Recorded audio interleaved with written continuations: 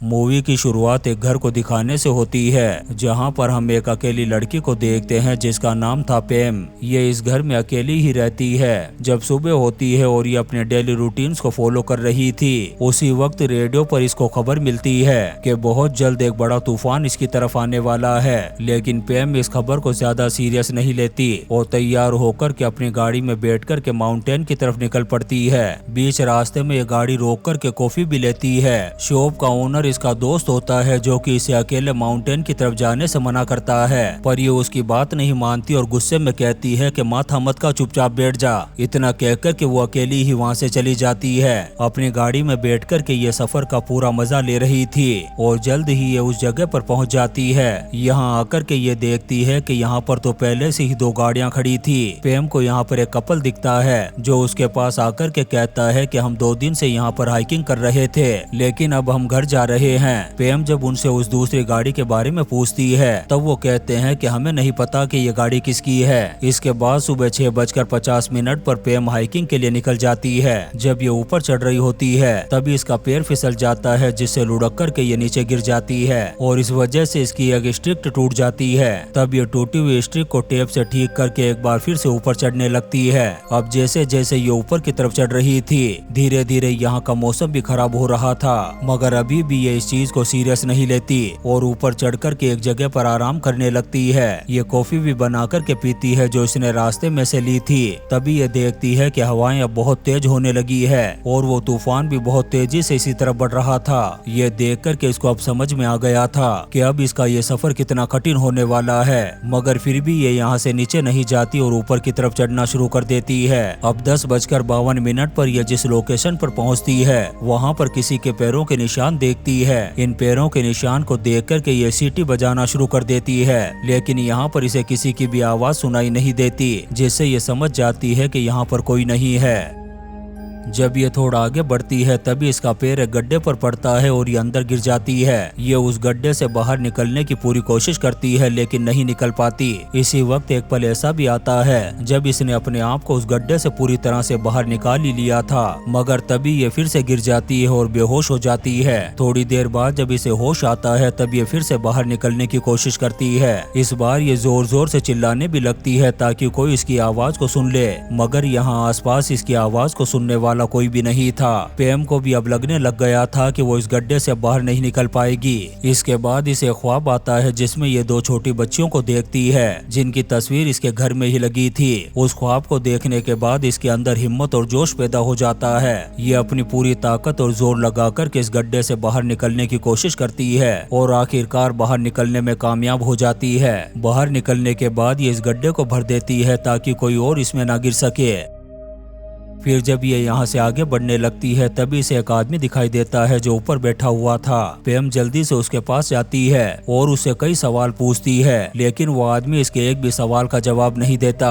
पेम को लगता है कि शायद ये यहाँ पर फंस गया होगा, इसलिए वो सबसे पहले उसके जूते उतारती है और फिर उसके पैरों को रगड़ती है क्योंकि उस आदमी के पैर पूरी तरह से जम चुके थे।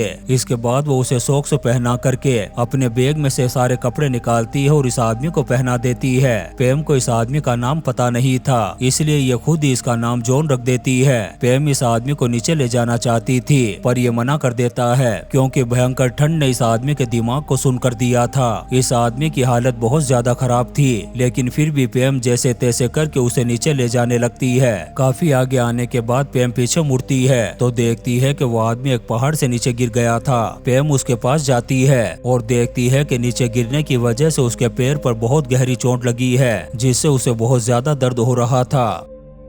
पेम उसे एक जगह पर बैठा देती है तो वो आदमी वहाँ पर बर्फ खाना शुरू कर देता है। पेम उसे ऐसा करने से मना करती है कि बर्फ खाकर के तुम और भी ज्यादा बीमार हो जाओगे। अब ये फिर से आगे बढ़ते हैं तभी उस आदमी का पैर फिसल जाता है और वो नीचे की तरफ लुढ़कने लगता है। अब पेम भी उसके साथ साथ नीचे की तरफ लुढ़क रही थी। नीचे गिरने की वजह से इनकी हालत खराब हो गई थी और अब इनसे उठा भी नहीं जा रहा था, लेकिन फिर भी पेम उसे हौसला देती है और कहती है कि हम जल्दी ही नीचे पहुँच जाएंगे। पर यह आदमी आदमी तो उसकी एक भी बात नहीं सुनना चाह रहा था, बल्कि ये पेम को बहुत ज्यादा उल्टा सीधा बोलता है। यहाँ पर हमें पता चलता है कि असल में यह आदमी ऊपर मरने के लिए गया था, पर पेम ने सही वक्त पर पहुंचकर के इसकी जान बचा ली। अब पेम इसे खाने के लिए चॉकलेट देती है और कहती है कि हमें जल्दी ही यहाँ से निकलना होगा, क्योंकि बहुत जल्द अब रात होने वाली है और रात होने से पहले अगर हम लोग यहाँ से नहीं निकले तो सुबह तक तो हम जिंदा भी नहीं बचेंगे। अब ये फिर से पैदल चलना शुरू कर देते हैं। काफी देर चलने के बाद इनके सामने एक नदी आती है। इन दोनों को यहाँ से इस नदी को लकड़ी पर बैठ कर के पार करना था। सबसे पहले पेम लकड़ी पर बैठ कर के नदी को पार कर लेती है, लेकिन जब वो आदमी पार करने लगता है तो नदी में गिर जाता है। इस नदी का बहाव इस आदमी को भी अपने साथ बहा कर के ले जाता है। पेम ये सब देख कर के बहुत चीखती चिल्लाती है। फिर थोड़ी देर बाद वो अकेले ही यहाँ से निकल पड़ती है, पर थोड़ा आगे जाते ही वो आदमी से मिल जाता है जो नदी के किनारे पर बेहोश पड़ा था। पेम इसके पास जाकर के इसे उठाती है और कुछ ही पलों में उस आदमी को भी होश आ जाता है। तब ये दोनों दोबारा से यहाँ से आगे बढ़ते हैं। पेम इस आदमी को मोटिवेट करती है, रास्ते में उसे गाना गाने के लिए भी कहती है ताकि उसका ध्यान बटा रहे। इसी बीच पेम को एक बार फिर से अपने बच्चों का ख्वाब आता है। फिर जब ये थोड़ा आगे आते हैं तभी इन्हें रोड पर एक कार आती हुई दिखाई देती है। ये लोग उस कार को देख कर के रोड की तरफ भागना शुरू कर देते हैं, लेकिन इससे पहले कि ये रोड तक पहुँचते वो कार यहाँ से निकल जाती है। ये देख कर के उस आदमी को बहुत गुस्सा आता है। तब पेम कहती है कि टेंशन मत करो, मेरी गाड़ी यहाँ से कुछ ही दूरी पर है। अब ये ऐसे ही चलते चलते अपनी कार तक पहुँच जाते हैं। गाड़ी तक पहुँच कर के ये बहुत खुश होते हैं, क्योंकि इस सफर में इन्होंने बहुत मुसीबतें झेली।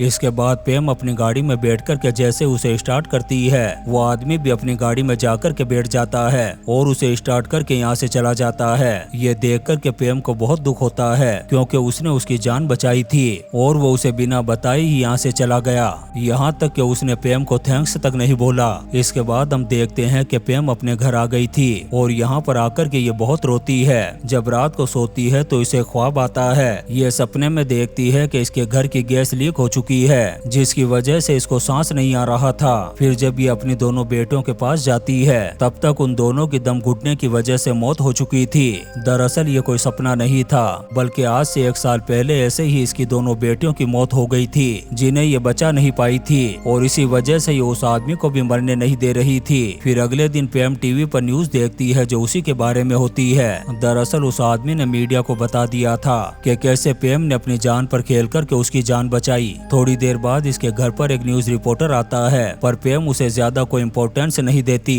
ये उस रिपोर्टर से उस आदमी के बारे में पूछती है कि आखिर वो कौन था और क्यों मरना चाहता था। फिर अगले दिन पेम जब कॉफी शॉप में जाती है तो वहाँ पर हम उसी आदमी को देखते हैं जो पहले से ही बैठा हुआ था। वो आदमी पेम को उसके सारे कपड़े वापस कर देता है जो पेम ने ठंड से बचने के लिए उससे पहनाए थे। यहाँ पर जॉन पेम को अपनी सच्चाई बताता है और कहता है कि आज से 1 साल पहले जिस लड़की से वो प्यार करता था वो उन्हीं बर्फीले पहाड़ों में कहीं खो गई थी, जिसे लाख कोशिश करने के बाद भी मैं ढूंढ नहीं पाया और आज तक उस लड़की का कहीं पता नहीं चला। अब पेम भी उसे अपने बारे में सब कुछ बताती है और कहती है कि उस दिन जब मैं हाइकिंग पर गई तो वहाँ पर मैंने एक कार देखी जिसके मालिक के बारे में उस कपल्स को भी कुछ पता नहीं था, इसीलिए कार के मालिक को ढूंढने के लिए मैं ऊपर गई। हालांकि मुझे पता था कि खतरनाक तूफान आने वाला है, इसीलिए मुझे किसी की जान बचानी थी, क्योंकि 1 साल पहले मैं अपने दोनों बच्चों को नहीं बचा पाई। अब वो आदमी पेम को थैंक्स कहता है। इसके बाद हम देखते हैं कि पेम ने 4 बच्चों को गोद लिया और 67 साल की उम्र में अपनी जगह छोड़ करके